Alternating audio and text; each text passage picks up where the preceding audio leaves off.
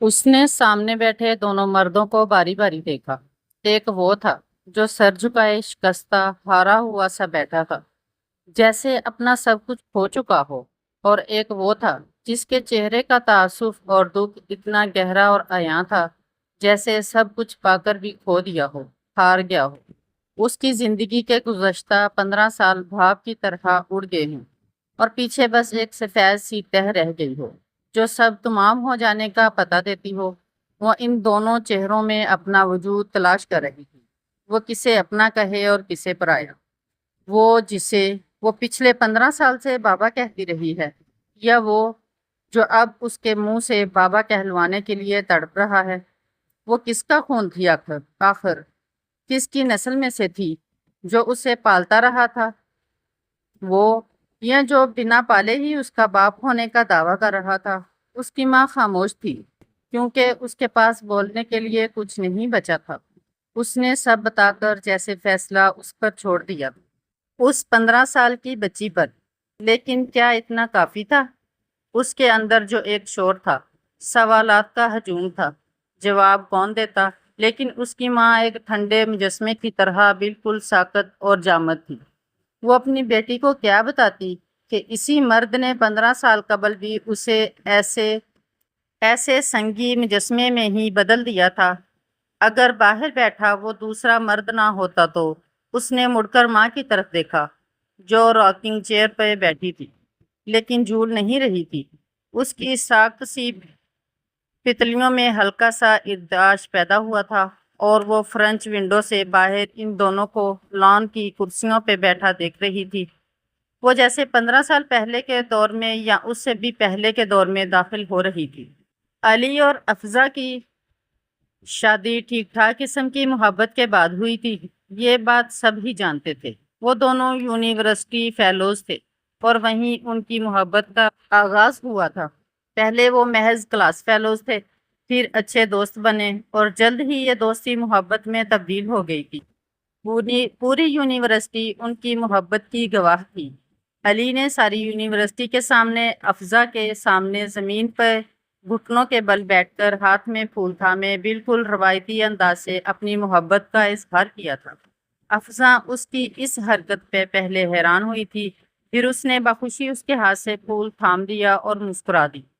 ارد گرد موجود تمام لوگوں نے جو اس منظر کے گواہ تھے، ان دونوں کے لیے تالیاں بجائی تھیں، ان کی محبت کو سراہتے ان کے لیے نیک خواہشات کا اظہار کیا تھا۔ کیا میں سمجھوں کہ تم مجھ سے محبت کا اظہار کر رہے ہو؟ جس محبت کی خوشبو کو وہ پہلے سے پا گئی تھی، اس کے اقرار کو سننے کے لیے بے چین ہوئے جا رہی تھی۔ بالکل نہیں، میں تمہیں پرپوز کر رہا ہوں، اور پوری یونیورسٹی کے سامنے کر رہا ہوں، تاکہ کل کو ہم دونوں میں سے کوئی مکر نہ جائے۔ افزا کے لیے علی کی یہ بچکانہ حرکت ہنسی کا باعث بن رہی تھی، لیکن اس نے خود پہ قابو رکھا۔ وہ بالکل ٹین ایج لڑکوں کی طرح کی حرکتیں کر رہا تھا۔ میں تو کبھی نہیں مکرنے والی، لیکن اگر تم مکر گے تو؟ وہ ایک ادا سے اسے چھیڑ رہی تھی۔ اپنے وجود سے تو مکر سکتا ہوں، تم سے محبت سے کبھی نہیں مکر سکتا۔ افزا کے لیے علی کا یہ انداز نیا تھا۔ وہ بھلے پہلے سے اسے پسند کرتا تھا، مگر کبھی اظہار نہیں کرتا تھا۔ افزا کے لیے اس کی زندگی پسندیدگی بس آنکھوں سے عیاں ہوتی تھی، لیکن اس وقت وہ اس سے کھل کر اظہار کر رہا تھا۔ پھول کے بعد اس نے ایک چھوٹی سی مخملی ڈبیا اس کے سامنے کی تھی۔ افزا نے اسے تھام کر اسے کھولا۔ اندر ایک حسین سی 3 نگوں والی انگوٹھی جگمگا رہی تھی۔ تو تم مجھے قید کرنے کے لیے لائے ہو؟ اس نے خود پہننے کے بجائے انگوٹھی نکال کر علی کی جانب بڑھا دی کہ وہ ہی اسے پہنائے۔ علی نے اسے تھام کر کھڑے ہوتے ہوئے اس کی انگلی میں پہنا دی۔ تم ساحرہ ہو جو مجھے قید کر چکی ہو؟ کوئی طریقہ تو میرے پاس بھی ہو تمہیں قید کرنے کا۔ خوبصورت انگوٹھی حسین ہاتھ کی زینت بن چکی تھی، اور وہ اس کی زندگی کی۔ ان کی محبت کی راہ میں کسی نے کوئی مزاحمت نہیں کی تھی۔ گھر والوں نے خوشی خوشی اس رشتے کو قبول کیا تھا۔ یہ ان دونوں کی زندگی تھی، اور اسے وہ ساتھ گزارنے کا فیصلہ کر ہی چکے تھے، تو ان کے گھر والوں کو کیا اعتراض ہو سکتا تھا؟ افزا علی کے گھر والوں کو بے حد پسند آئی تھی۔ وہ ان کی طرح اعلیٰ اور اونچے خاندان سے تعلق رکھتی تھی۔ علی کے پاپا بیوروکریٹ تھے تو افزاں کے ڈیڈی بھی مل آنر تھے۔ دونوں خاندان ایک دوسرے کے ہم پلہ تھے، سو ان کا رشتہ سب کی دلی آمادگی سے طے پایا تھا۔ منگنی کے بعد انہیں اور آزادی مل گئی تھی۔ ان کا کپل لو برڈز کے نام سے مشہور تھا اور وہ اس بات پہ دل کھول کر ہنسا کرتے تھے۔ کہیں سے انہیں میڈ فار ایچ ادر کا ٹائٹل سننے کو ملتا اور کہیں سے چاند سورج کی جوڑی کا۔ اگر افزاں حسین تھی تو علی بے حد وجیحہ، افزاں ذہین تھی تو علی کمال کا حاضر دماغ۔ دیکھو، دنیا بھی کہتی ہے کہ ہم ایک دوسرے کے لیے بنے ہیں۔ علی محفوظ ہوتا تھا، دنیا کہے نہ کہے، اس سے فرق نہیں پڑتا۔ ہمارا ماننا اہم ہے۔ ہم مانتے ہیں کہ ہم ایک دوسرے کے لیے بنے ہیں تو ہم بنے ہیں۔ افزا کی بات پہ وہ مسکرا دیا۔ اور ہم مانتے ہیں تبھی تو دنیا سے منوا کر چھوڑا ہے، وہ ایک مان اور ادا سے کہتی علی کو بڑی پیاری لگتی۔ بہت دھوم دھام سے ان کی شادی ہوئی تھی۔ ان کے جاننے والوں میں کوئی ایسا نہیں رہا تھا جو شادی پہ مدعو نہ کیا گیا ہو۔ پیسہ تھا تو خوب شان و شوکت سے لگایا بھی کیا تھا۔ ہفتوں ان کے شادی کے فنکشن چلے تھے، ڈھولکی، مائیوں، مہندی، نکاح، بارات، ولیمہ، کسی شے کی کوئی کمی نہ رکھی گئی تھی۔ ہر تقریب کو کامیاب بنانے کے لیے ایک سے بڑھ کر ایک کوشش کی گئی تھی۔ ڈیزائنر ڈریسز اور مہنگے پارلرز نے افزاں کو کسی ریاست کی شہزادی بنا دیا تھا۔ باقی کمی علی کی والہانہ نظروں اور جذبات لٹاتی باتوں نے پوری کر دی تھی کہ وہ اس قدر حسین لگ رہی تھی کہ نظر ٹھہر ہی نہیں پا رہی تھی۔ مجھے بالکل اندازہ نہیں تھا کہ کوئی لڑکی اپنی شادی پہ اس قدر حسین بھی لگ سکتی ہے، ورنہ میں بہت پہلے ہی شادی کر لیتا۔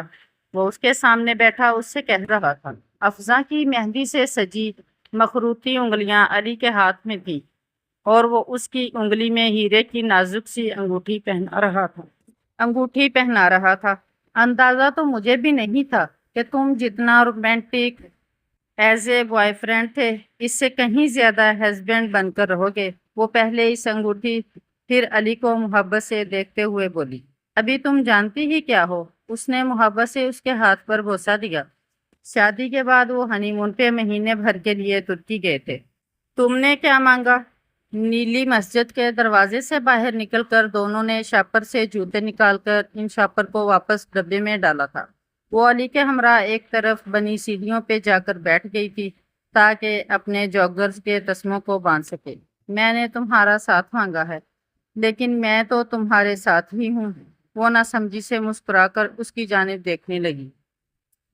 اس کے ماتھے پہ آئے بال اس کی خوبصورتی میں مزید اضافہ کر رہے تھے اور وہ اس لاپرواہ سے انداز میں بے حد وجیحہ لگ رہا تھا۔ وہ گھنٹوں اسے بیٹھ کر دیکھ سکتی تھی۔